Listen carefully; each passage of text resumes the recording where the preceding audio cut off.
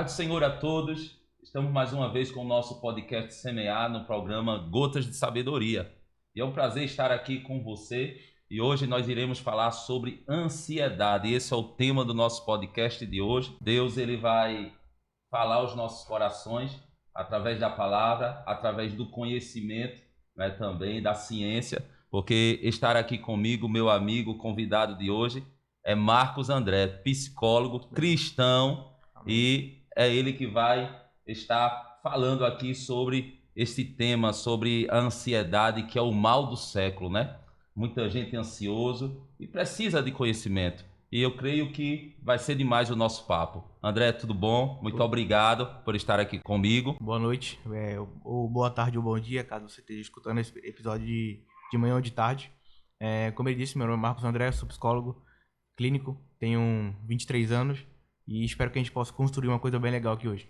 Muito bom, muito bom. Então já compartilha para a tua família aí. Faz isso, porque hoje o que a gente vai abordar aqui, o papo que a gente vai ter aqui, vai ser um papo libertador. Vai ser um papo que vai ajudar muitas pessoas que sofrem, né, André, com esse mal, né, com ansiedade. A primeira pergunta que eu quero fazer, André, o que é ansiedade, André? A ansiedade é uma emoção. E uma emoção, ela é, por definição, um conjunto de reações fisiológicas. Então, quando a gente está ansioso, a gente tem essa emoção, a gente tem um conjunto de características fisiológicas, né, que também vai envolver, posteriormente, comportamentos e cognições, ou seja, pensamentos e interpretações.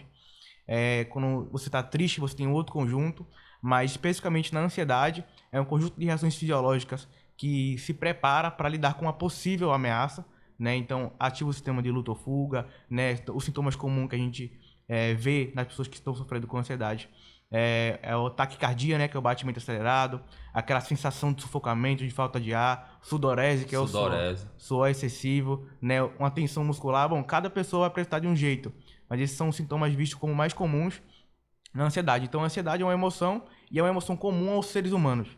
Então quer dizer que todo mundo tem ansiedade, sim, né? Sim, você nasceu, né, se tiver tudo certo com a sua fisiologia, espera-se que você tenha ansiedade. Assim como alegria, tristeza, medo. Muito bom, André. E em que momento essa ansiedade ela se torna um problema? Certo. Quando a ansiedade ela vira uma psicopatologia, quando ela vira realmente um problema grave, né, um quadro clínico, a gente vai trocar os termos. Não seria apenas a ansiedade, seria o transtorno de ansiedade, especificamente quando a gente fala no senso comum, seria o transtorno de ansiedade generalizada.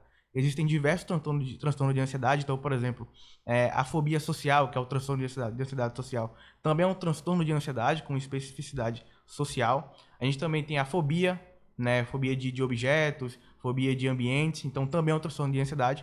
Mas quando a gente fala de preocupações excessivas, quando a gente fala desse problema com ansiedade relacionada a diversos fatores, a gente está falando de transtorno de ansiedade generalizada. E quando a gente vai sair do normal para o patológico, né, quando vira realmente um problema, a gente fala muito de prejuízo na qualidade de vida, a gente fala também sobre a intensidade e a frequência dos sintomas. Então, geralmente, é mais intenso, é mais frequente do que se espera para aquela classe de pessoas.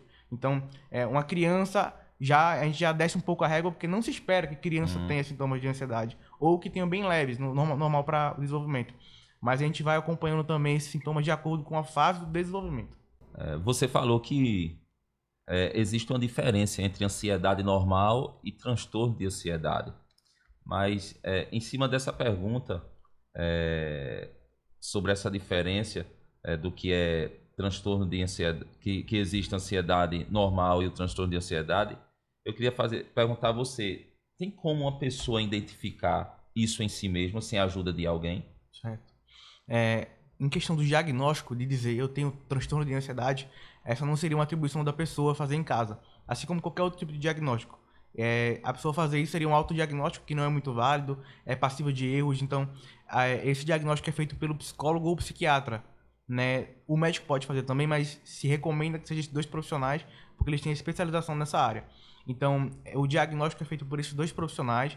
Isso requer uma avaliação clínica, uma avaliação bem feita, vai analisar diversos fatores, se é realmente uma ansiedade que é generalizada ou se ela advém de algum fator específico, né? Se ela vem se apresentando ao longo de um tempo, né? Os manuais de diagnóstico sugerem que seja que apresente os sintomas em pelo menos os últimos 6 meses.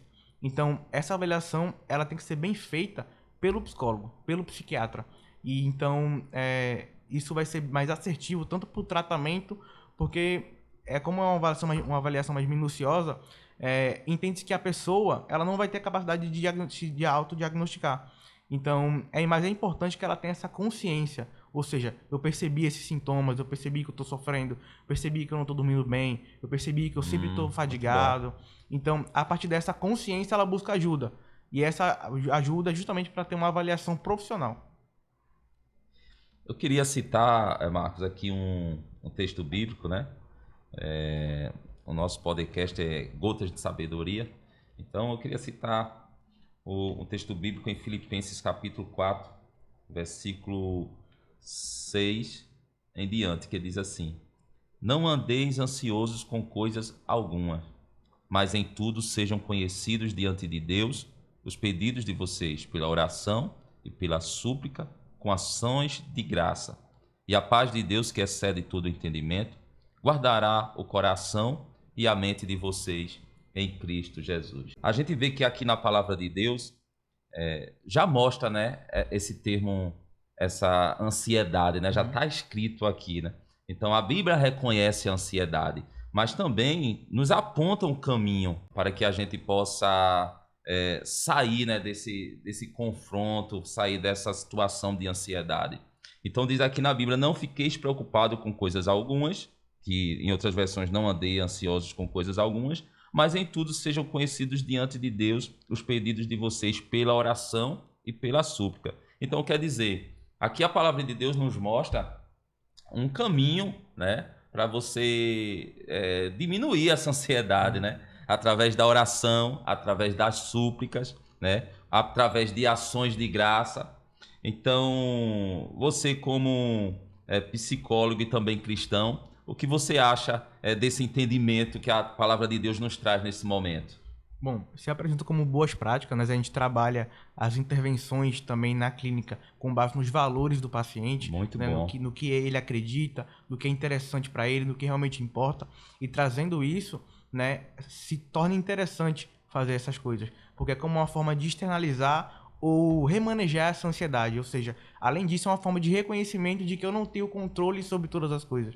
Então, à medida que eu percebo que o mundo é imprevisível, eu não consigo controlar, na verdade, a gente não consegue controlar a maioria das coisas, a maioria esmagadora. Então, à medida que a gente percebe isso, a gente vai relevando, a gente vai diminuindo esse nível de preocupação. Então, pode ser uma coisa bem interessante. Separei outra pergunta aqui para te fazer.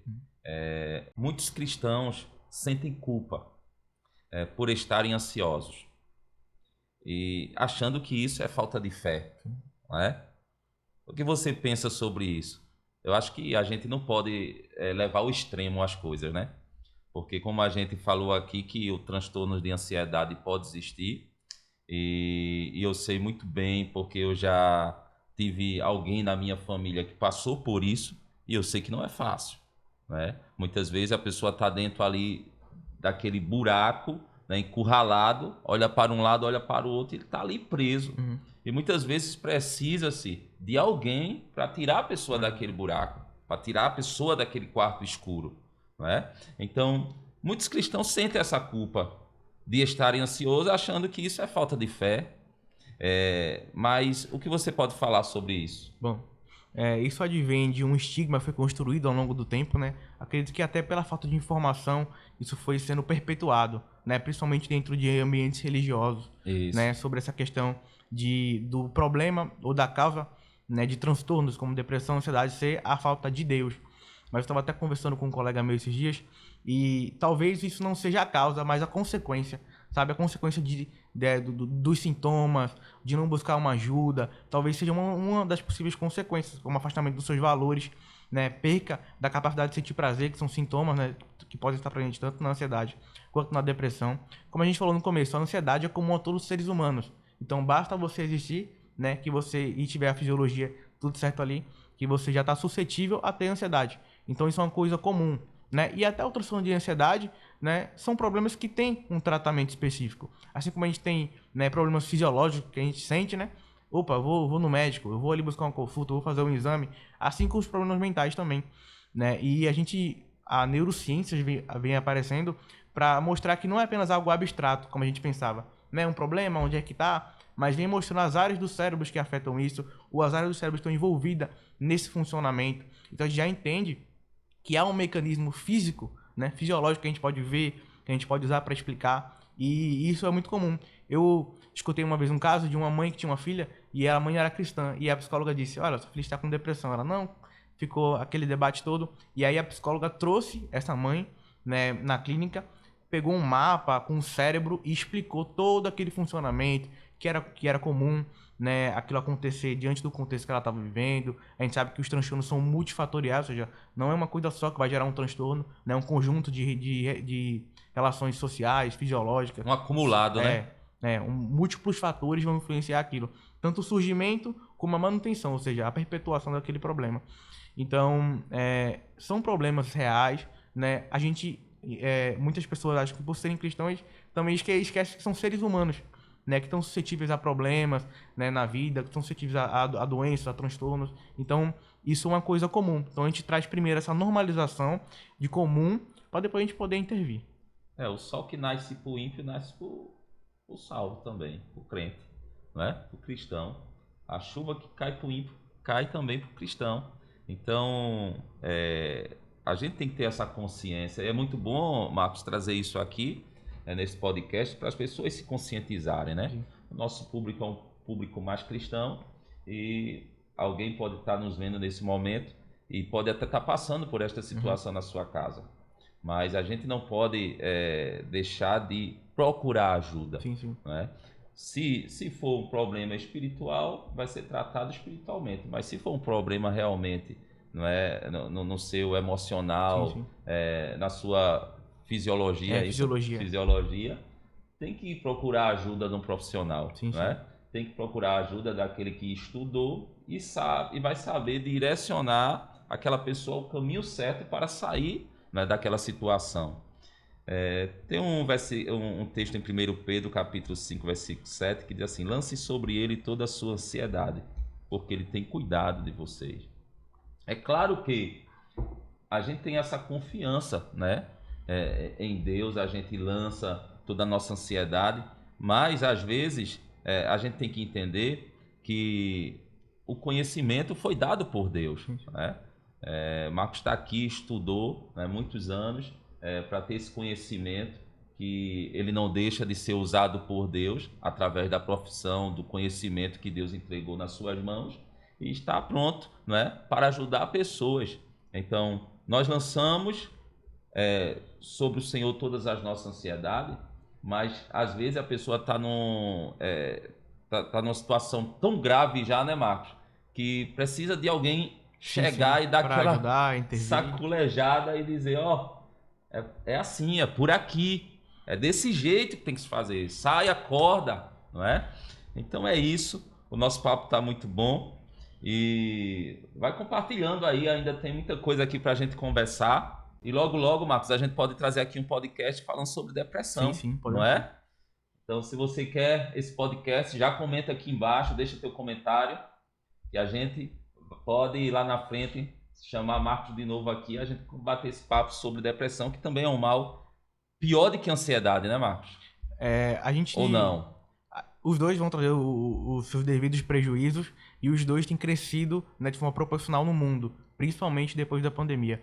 E eu queria só retrazer aqui rapidamente a questão do público, né, principalmente o público que segue algum tipo de religião, que acham que quando vão para a psicoterapia, pode ser que o psicólogo vai me dizer uma coisa, mas um psicólogo, né, que tem um bom conhecimento, que atua com base em ciência, com práticas baseadas em evidências, ele vai considerar primeiro os valores da pessoa. Então a gente vai trabalhar em cima do que é importante para aquela pessoa. Então se a pessoa da religião X, a gente trabalha em cima daquilo. A gente não vai distorcer, né, o que aquela pessoa acredita, ou seja, o que aquela pessoa tem de importante para a vida dela. Então, para esse público que talvez tenha esse receio, um bom psicólogo ele vai trabalhar de acordo com as preferências desse paciente. Como a gente já falou, que a oração é um caminho muito bom, não é? A leitura também bíblica. O que mais um cristão pode fazer para lidar com a sua ansiedade de forma prática, Marcos? Certo. talvez não só o cristão, mas no público geral também, que são boas práticas, né? Inclusive, algumas pessoas podem considerar toda a oração uma prática de relaxamento, de meditação, né? De estar conectado ali no momento presente, né? Nesse caso, conversando com Deus. Mas existem algumas práticas que são muito importantes, né? Seja para uma ansiedade que seja comum na ansiedade normal, então a pessoa se sente um pouco mais ansioso, um pouco mais estressado, a gente pode falar também sobre estresse daqui a pouco, mas são práticas que podem ajudar nessa regulação fisiológica, principalmente. Então, uma delas é o exercício físico constante, então correr, treinar, ou seja, um exercício físico seja da sua preferência. Ah, eu gosto de nadar, uma natação, eu gosto de correr, pedalar. Então, praticar exercício físico é uma forma de estar estimulando o nosso corpo, né? A gente vai liberar neurotransmissores, hormônios específicos que vão ajudar nesse bem-estar e também na atenuação. Então, por exemplo, é comum hoje em dia as pessoas ficarem ansiosas, estressadas, tensas e ficam sentadas, paradas. Então, vamos supor que eu fiquei ansioso aqui agora. Então, daqui a pouco eu vou ter essa reação fisiológica e esse acúmulo de neurotransmissores, de hormônios, de corticoides vão estar aqui dentro do meu corpo. Então, se eu não tenho uma prática constante de exercício físico, eu não consigo gastar, né, essa fisiologia que está ativada em mim. Então é importante. Outra coisa que a gente já falou aqui também é o sono. A gente tem estudo mostrando que as pessoas que dormem bem conseguem ter níveis mais baixos de ansiedade, conseguem ter um manejo também melhor, tem uma ativação de uma área do cérebro aqui atrás da nossa testa, que é o córtex pré-frontal, que é essencial na hora de questionar os pensamentos ansiosos. Será que isso aqui que eu estou pensando é válido? A gente também tem essa área do cérebro que consegue fazer a contraposição da ansiedade, porque a ansiedade ela está muito relacionada com uma área do cérebro chamada amígdala, que fica lá no meio do cérebro, parece um tamanho de uma amêndoa, e ela fica bastante ativada e por vezes, dependendo do contexto que a gente está, tanto ambiental como fisiológico, essa amígdala pode meio que vencer esse córtex pré-frontal e aí os sintomas da ansiedade vão tomando conta, né? A gente vai tendo um pensamento ansioso em cima do outro e não consegue ter meio esse controle. É claro que a gente está falando aqui de caminhos, né? Que pode ser bom para a regulação, né, dessa ansiedade, mas claro, a gente tem que deixar bem claro, né, que se tiver no nível... Sim, aquele nível comum, né? Comum a todos. Porque às vezes, se a pessoa está num nível elevado, com certeza vai ter que procurar um profissional. Sim, sim. E inclusive, vamos supor que eu tenha, né, fontes de ansiedade na minha vida e eu pratico exercício físico. Mas eu não cuido da fonte da minha ansiedade. Então vai ser meio que só uma reparação de danos ali.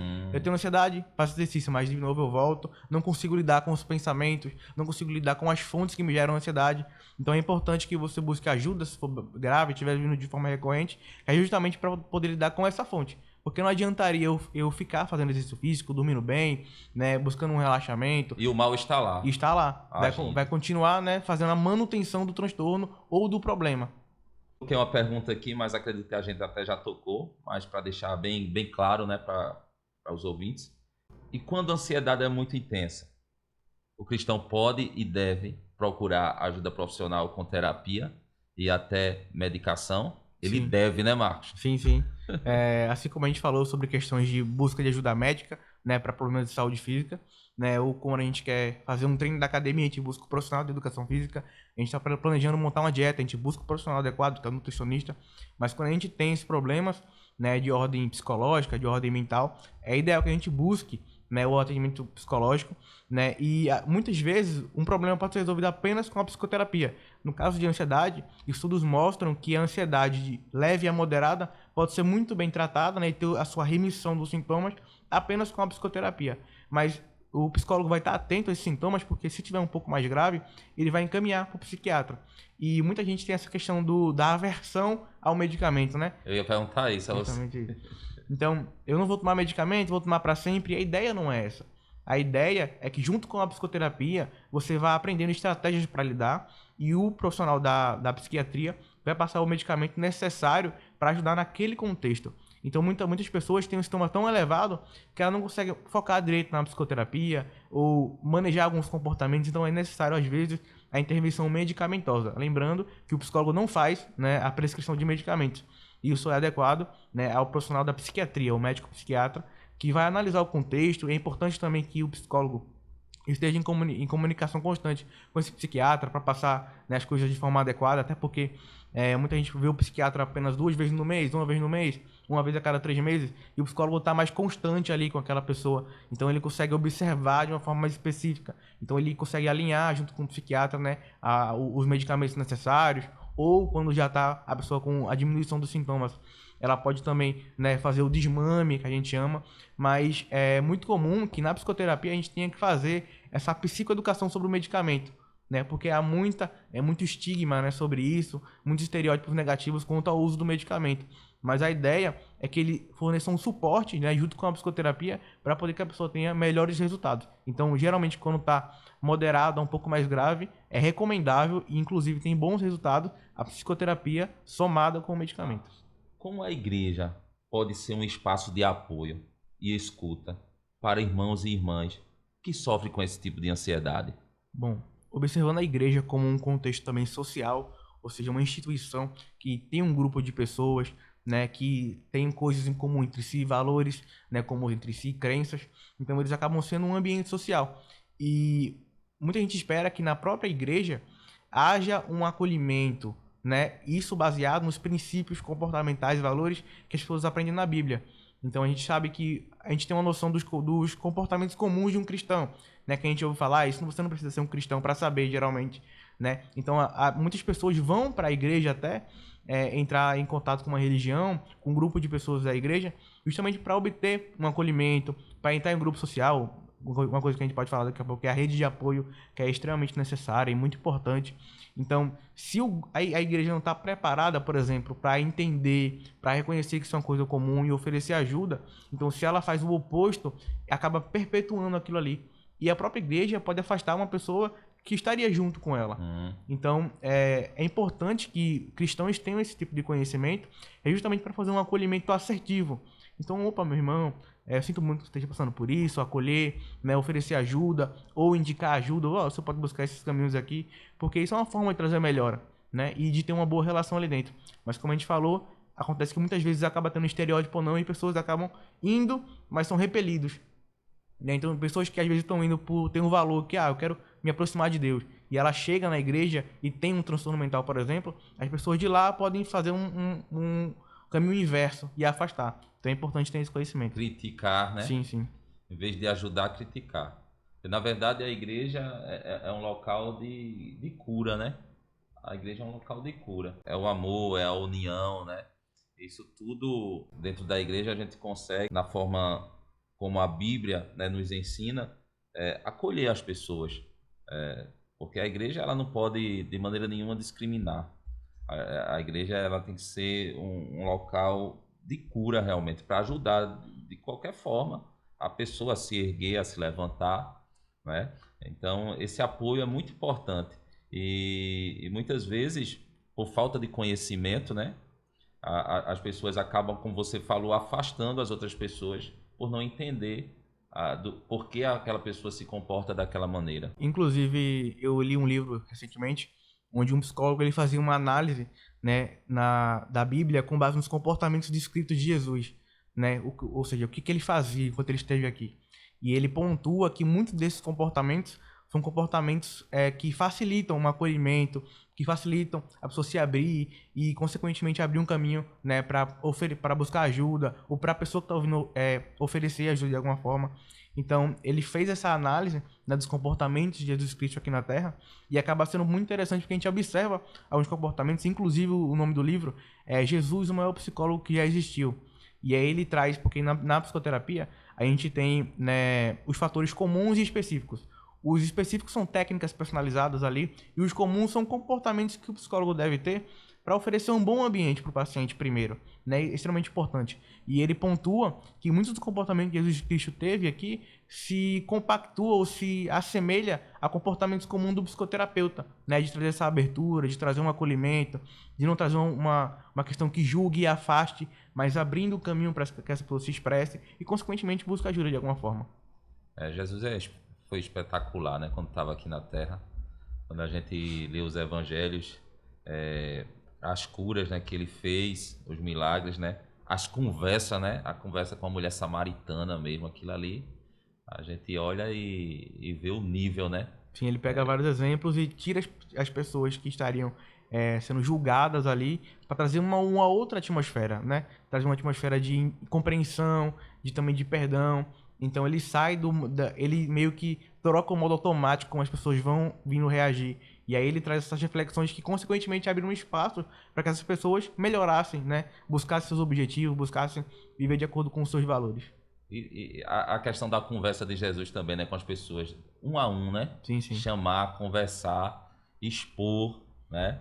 Aquela conversa ali sempre que Jesus chamava alguém para conversar, sempre ele trazia cura, né, para a alma daquela pessoa, para o coração daquela pessoa. Nós já estamos caminhando para o final, mas ainda tem 2 perguntas aqui para Marcos responder. A gente já falou tanto de ansiedade aqui, né? Mas a ansiedade é boa ou ruim? Bom, vai depender, né? A resposta comum do psicólogo depende. Depende do contexto, né? Depende da intensidade. Mas a ansiedade, assim como as demais emoções, tem uma função, né? A função das emoções é expressar uma necessidade, né? No caso da ansiedade, é se preparar para um possível perigo, se preparar para uma coisa que pode ser negativa. Então, por exemplo, vamos supor que uma pessoa vai fazer o Enem, né? Então, meses antes ela fica um pouco ansiosa. E ela começa a perceber e transformar essas preocupações dela em preocupações produtivas, ou seja, o que eu posso fazer para sanar isso?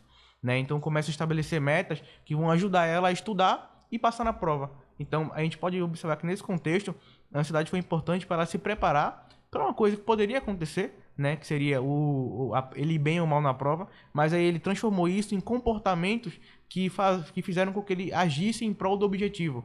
Então, se a gente consegue se preparar, né, para uma prova, por exemplo, eu fiquei ansioso quando você mandou o convite para mim aqui, então essa ansiedade foi muito positiva, porque ela me veio o pensamento, e se eu não for muito bem, né, e se eu falar coisa errada? E isso me motivou, né, a estudar. Então eu sentei, fui ver, fui reler as minhas anotações, ler capítulos de livro para trazer informação de qualidade. Então, se esse podcast foi bom, né, se as pessoas avaliarem como positivo, foi fruto de uma ansiedade inicial, que me fez eu me mover para vir aqui e falar coisas certas. Então a gente não pode ficar zerado de ansiedade. Né? Seria um pouco negativo. Seria negativo.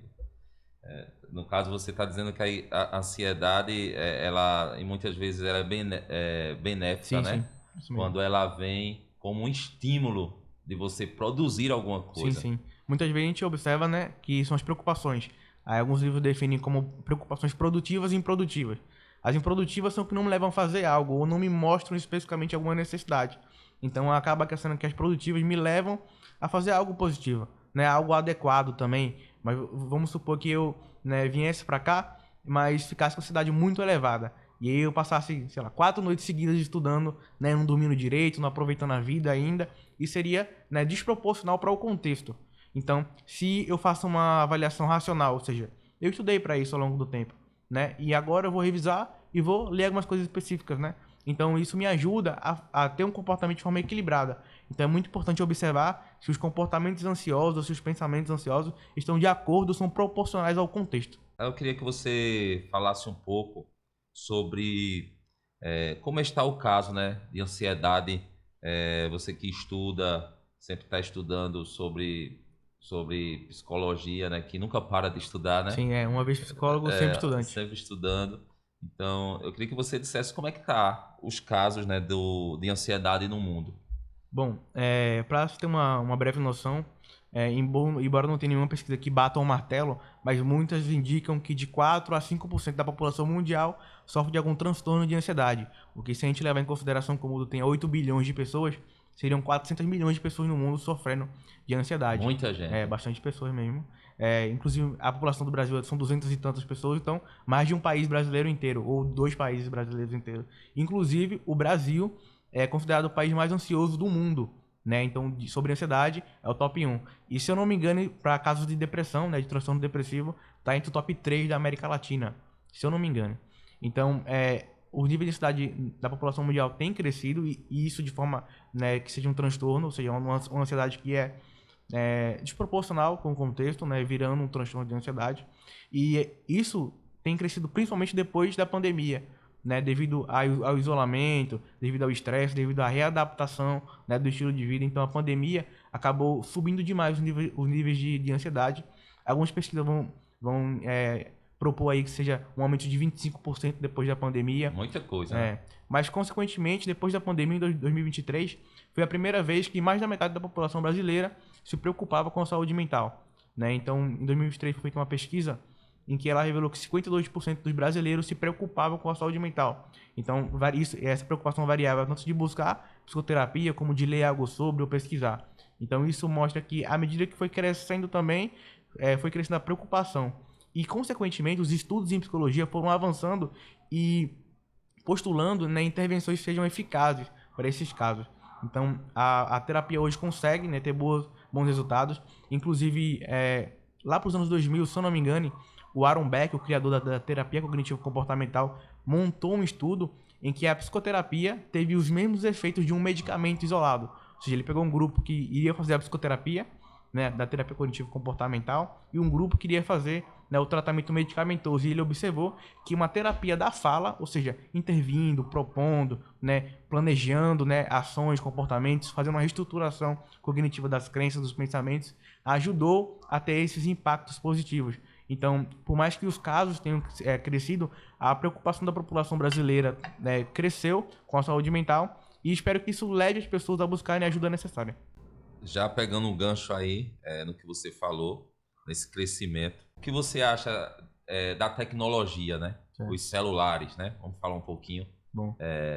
Esse camarada aqui, você acha que ele tem deixado as pessoas mais ansiosas? Bom, os estudos ou inferências que fazemos sobre tecnologia é mais relacionado à forma com que eu uso e não à tecnologia em si. Então a gente demoniza a tecnologia. Então a tecnologia é ruim, mas seria em relação ao uso e também em relação que não seria uma causalidade, ou seja, tecnologia gera ansiedade, ou redes sociais geram ansiedade, mas parece muito mais uma relação de correlação. Então pode ser que seja um dos fatores que esteja influenciando na forma que a pessoa usa. Por exemplo, hoje a gente tem muito mais margem para se comparar nas redes sociais. Hoje em dia as pessoas publicam nas redes sociais o seu palco, ou seja, o melhor do meu dia. E eu que estou em casa, por exemplo, passando os perrengues, tendo as dificuldades, olho para lá e opa, todo mundo na parte boa. Mas eu comparo os meus bastidores com o palco de outras pessoas. Então, a comparação pode ser, né, uma fonte de sofrimento e, consequentemente, né, pode ser um dos fatores que leve a algum tipo de transtorno mental. Né? Tem a hiperconectividade, então eu paro de fazer outros comportamentos que podem ser saudáveis. Então, tem pessoas que passam 8, 9 horas de tela, né, na tela no celular por dia, e isso poderia, né, se não for trabalho, ser transformado em uma prática de exercício físico, uma leitura, algo que me tirasse um pouco disso e me trouxesse por aqui e por agora. Porque muito da tecnologia, do Instagram, por exemplo, oferece recompensas rápidas. Então eu passo um Reels, aquilo é recompensador para o meu cérebro, só que de uma forma muito rápida. E se eu vivo apenas tendo esse tipo de recompensa rápida, né, isso diminui, por exemplo, os níveis de felicidade, por exemplo, que a ciência chama de um bem-estar, né? E é interessante que as pessoas também busquem aquelas recompensas que são no médio e longo prazo, que exigem um pouco de esforço. Então, uma leitura para terminar um livro demora um pouco mais, né? Quando me pratico exercício físico, há um processo por trás disso. Quando eu trabalho rumo aos meus objetivos, também leva um pouco de tempo, e a gente faz a diferença que são recompensas, né? Felicidade eudaimônica e hedônica. Então é importante que não você foque em apenas um dos extremos, recompensas rápidas ou as que demoram mais, mas busque um equilíbrio, por exemplo. Então, né, as redes sociais podem, dependendo da forma e a tecnologia que você usa, causar prejuízos ou estar correlacionado com alguns prejuízos. Então, resumindo, é muito na relação com base no que você faz com o uso, com a intensidade que você faz também. Não é a tecnologia, é como você usa ela, né? Eu acredito que você que está aí aprendeu muito, né, com esta conversa, com certeza tirou algumas dúvidas sobre ansiedade. Essa é a finalidade do nosso podcast, de trazer para você conhecimento. Então eu quero agradecer ao meu amigo que nos honrou, né, com a sua chegada aqui no nosso podcast. Que Deus continue te usando, que Deus continue te abençoando, que você pode se dizer assim, né? Você é um instrumento de cura. Então, Deus te deu sabedoria, você abraçou e com certeza você vai continuar, né, ajudando muita gente, abençoando muita gente com teu conhecimento. Eu gostaria que você deixasse a sua palavra final, né, aos nossos ouvintes, que estão enfrentando ansiedade neste momento, qual seria a sua palavra? Bom, primeiramente eu sinto muito, né, por você estar passando por uma situação difícil como essa, né? A gente consegue ver na clínica, na prática, nos atendimentos, como isso é difícil, né? A gente traz essa compreensão para o paciente. Então, a gente indica buscar ajuda, né, com um psicólogo, né, bem informado, bem capacitado, para que você possa ter, né, o devido tratamento adequado, que você possa ter bons resultados, né, que você possa ter de volta a sua qualidade de vida.